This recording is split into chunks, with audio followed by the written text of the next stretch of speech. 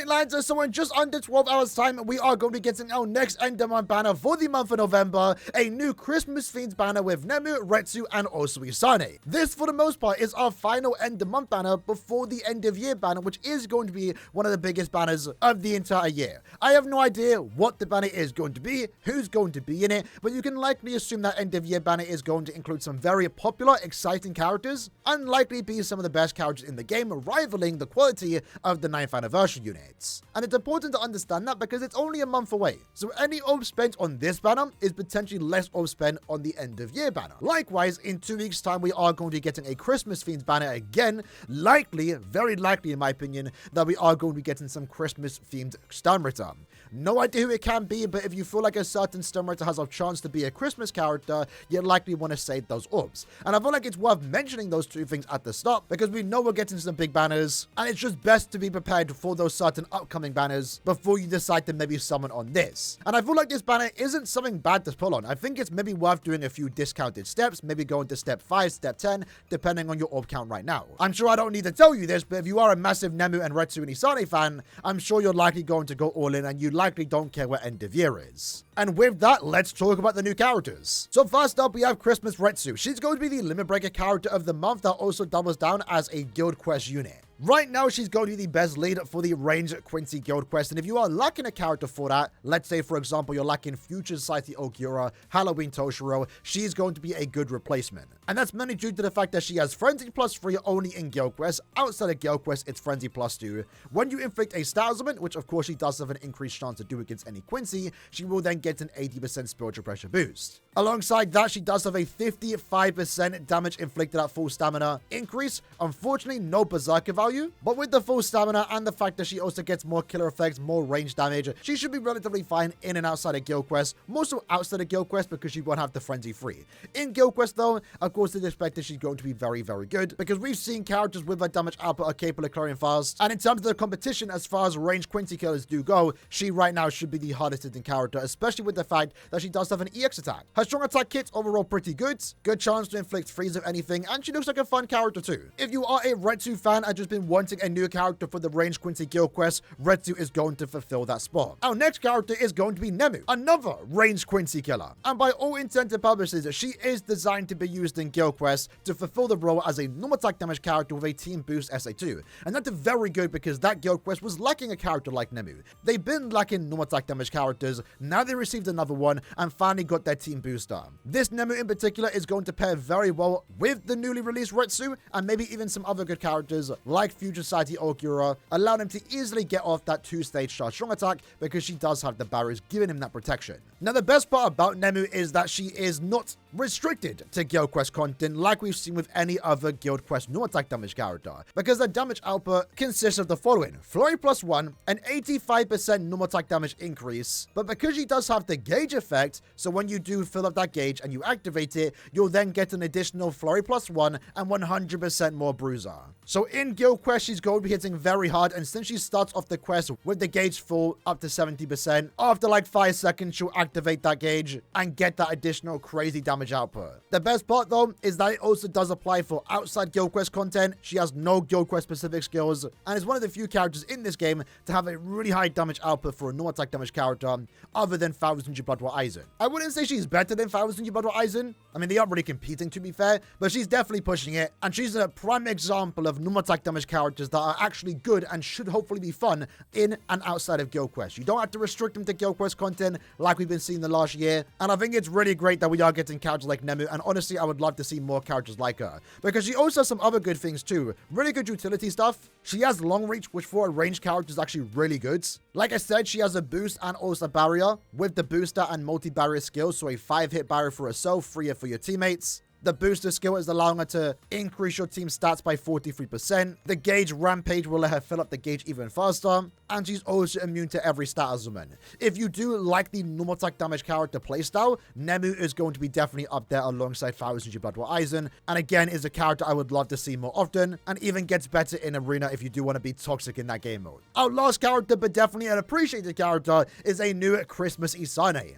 Isane is going to be your traditional farming character, something that, to be fair, we haven't seen since end the month of June. With that in mind, by using this character, especially in Link-Swap Trials, you will be getting 10 more Super Link-Swap Potions, 5 more Link-Swap Potions, and 30% increase on your droplet drop rate. To go with that, if it matters, she also does increase the crystal and jewels you'll get by 30%, so an overall really good farmer. But I think the best part about this Isane is that she's overall just a strong character anyway. Like, disregarding the farming skills here, she has a lot going for her. In terms of damage output, she has a 50% Berserker, Frenzy +2, she can inflict Drain on all of her attacks with an increased chance against any power enemy. And then once you do inflict Drain, you can then do 40% more damage to those Drain enemies. That means she has a good damage output, and it gets even higher too. After 20 enemies defeated, because she does have 3 bonuses here, she will be increasing everyone's movement speed by 20%. After 40, she'll heal everyone's HP by 20% in between stages, and after 60 enemies defeated, she'll then get an additional strong attack damage buff that she can give to her entire team. So a perfect co-op character for Link-Swap Trials. In general, just a really good character to farm potions, droplets, crystals, and jewels. And at the same time, just doubles down as an overall good unit. You can also technically get away using it in Guild Quest content, maybe even Limit Breaker if the rules do line up. And it's important to note that Isane is a bonus in the Awakened Epic Raid 4 Bambi, so if you want to use that and farm a lot of Link-Swap Potions and droplets, while also just naturally farming the Epic Raid 2, you can definitely do that. And that's it for the 3 main characters. When it comes to the other 5-star characters that are available in this summons, first up we have Nemu. She's a character that mainly wants to farm speed Link-Swap Potions. By using her, you're getting +10, and she's a character that mainly wants to be using Epic Raids because with that, she gets stronger the more Sorbers that are in a lobby. Her damage output is good enough, isn't tied behind inflicting status elements, she's overall just doing brute force damage, makes Epic Raids a lot easier if you have her in your lobby. Orihime is a really fun normal attack damage character, especially with the fact that she does have a Track and Vortex SA2. Great visuals to boot, but mainly she wants to be used in the ranged Soriba guild quest as the team booster and dedicated normal attack damage character. If you did happen to pull 1000 Blood with Giselle, Giselle actually makes this character better, because Giselle does have the skill that increases Technique character's damage output by 30% to any enemy that is inflicted with a status omen, and that is perfect for a character like Orihime. Noritora is another super Link-Swap farmer, a +10 one at that. If you want to farm Mind Link-Swap Potions, Mind Super Link-Swap Potions, Noritora is a great character to have. Momo is a dedicated droplet farmer, that's really all she has going for her.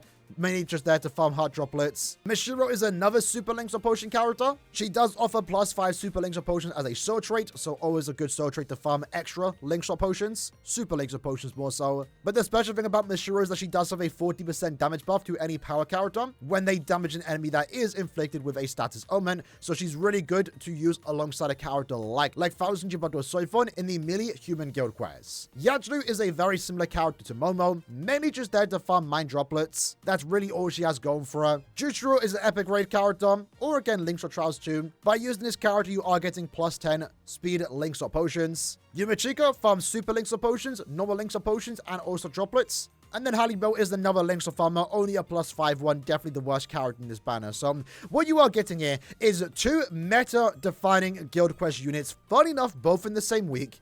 That, of course, is referring to Retsu and also Nemu. Both Retsu, Nemu, and Isane are just all going to be general good units. Really liking how Nemu was designed personally.